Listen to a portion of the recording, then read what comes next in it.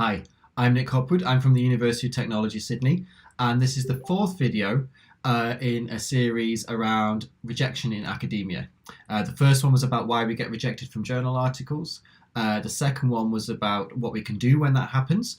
The third one was about why we get rejected for research proposals. And this fourth one is about kind of what we can do generally to improve the academic community in relation to rejection.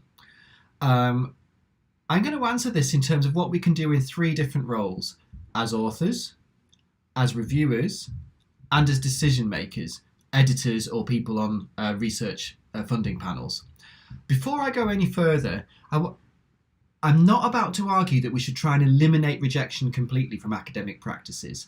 There are some kinds of rejection that we could reduce or do without, but rejection is a necessary and healthy part of academic work. What I'm interested in is how we can ensure that rejections happen for the right reasons and that they're less damaging when they do happen. So firstly, as authors.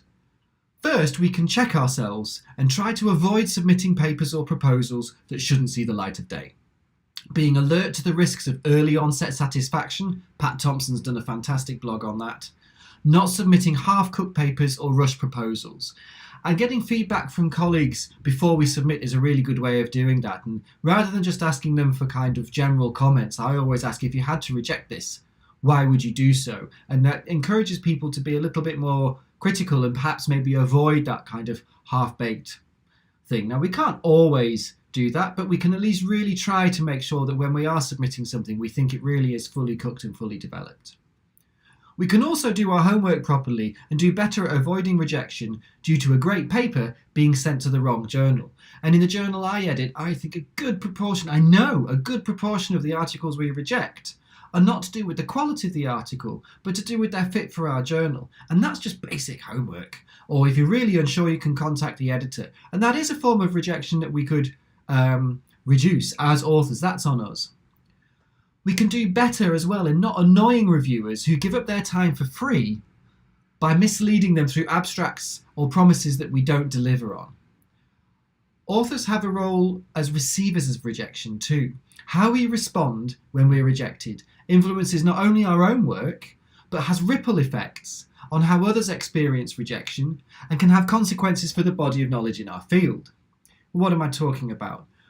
Firstly, we can't collapse at the first sign of rejection.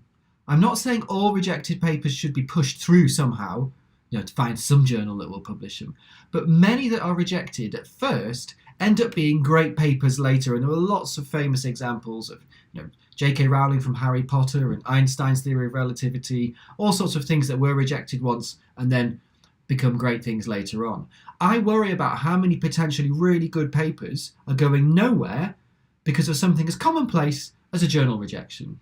So if you are rejected, there is an onus on you not just to collapse and buckle under the terrible experience of rejection, but to think seriously about, can I see this? Should it go on? Maybe the answer is no, and that really was a rejection that should have been a rejection. I've had a few of those, but often that's not the case. So we do have to be willing to keep it going. We can contribute to an academic spirit that embraces the full truth of peer review. We love to uphold peer review as this great quality control mechanism, which is why people should trust universities and academics, because we know things because we have peer review. But the full truth of peer review means it inevitably involves rejection. And inevitable because there are human beings involved, it also means that rejections that shouldn't be rejections and sometimes hurtful comments are also probably going to happen. By sharing our rejections with others, we can kind of normalize this, expose poor reviewing practices, develop better responses to rejections, and perhaps help others who might be more vulnerable in the face of a reject than we are. My rejection wall is one example of how to do this, and you can see links through my blog or if you look it up on Twitter. But there are many others, including quieter ones, like a supervisor sharing a rejection letter with a student, perhaps when they first submit a paper, and you're quite vulnerable at that point because you don't know what's going to happen. Or if a student does get a rejection, a supervisor could say, oh, look, here's the last one I got, or here's a really nasty one I got. And that could be in the closed, quiet room of a supervision. Or you could share with close colleagues over a coffee or something like that. Not everybody, I'm not saying everybody should go and put a rejection wall up, although it would be great if more people did. It's not suitable for everyone. So that's what we can do as authors. As reviewers, we also have a big role to play in how rejection gets dished out and experienced in the academic world. We have an obligation to maintain standards, and that will mean dishing out or recommending rejections from time to time. But we can help by having an open mind about what good research might look like, rather than policing boundaries that serve our worldview at the expense of others. And I've read a lot of reviews that do that. We could be asking ourselves, what might we lose if this wasn't published or if it wasn't funded? It's also up to us in each review to make sure we don't join that club of nasty reviewers who vent their frustrations with the world on authors of papers that happen to have some problem or come into their inbox on a day when they're having a really crappy day. I've found waiting 24 hours before pressing submit and then coming back to my review often leads me to change the way I frame criticisms into something more constructive, and I've actually been shocked sometimes by how mean my comments might seem when I read them later. So often when I read a paper, particularly if it's a difficult one or it's not very good and I get frustrated, you end up being quite harsh, or I find I am. And so what I've learned to do is not to submit that time, but to come back later on, kind of like after a night's sleep. I can see something a bit more positive to say, perhaps. I might still be giving out a rejection, but the way I deliver it will change, and that's really important. Especially when we're reviewing research proposals, we have to remember that even positive comments can lead to a reject. If we really support something to be funded, then we need to use all our rhetorical skills to impress on the decision makers how fantastic, innovative and outstanding this study is, and how amazing the people proposing it really are. And what about decision makers? By which I mean editors and those making the final choices about which studies to fund or what postdocs to appoint or something like that.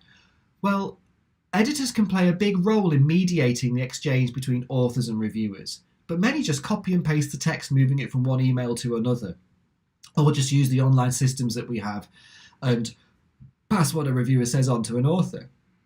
If there are inappropriate comments from a reviewer, and they happen all the time, the editor is equally guilty if she or he does not mediate or delete them in some way, but plenty of editors simply just pass them on.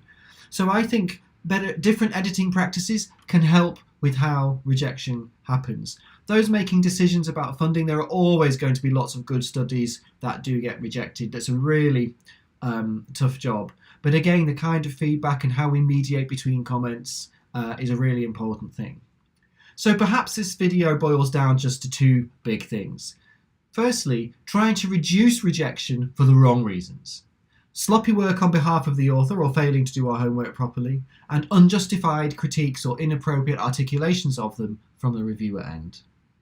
Secondly, we can support ourselves and others through the experience of rejection by taking it out of the solitary shadows and into the light, where we can understand it, develop better responses to it, and perhaps poke fun at it and laugh at it like I do with my rejection wall.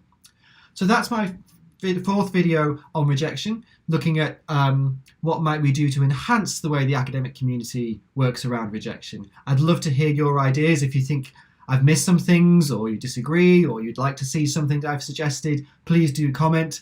If you have other topics you'd like to see in this video series on rejection, please let me know. I'd be really happy to think if I can put something together. Thank you for watching. Bye-bye.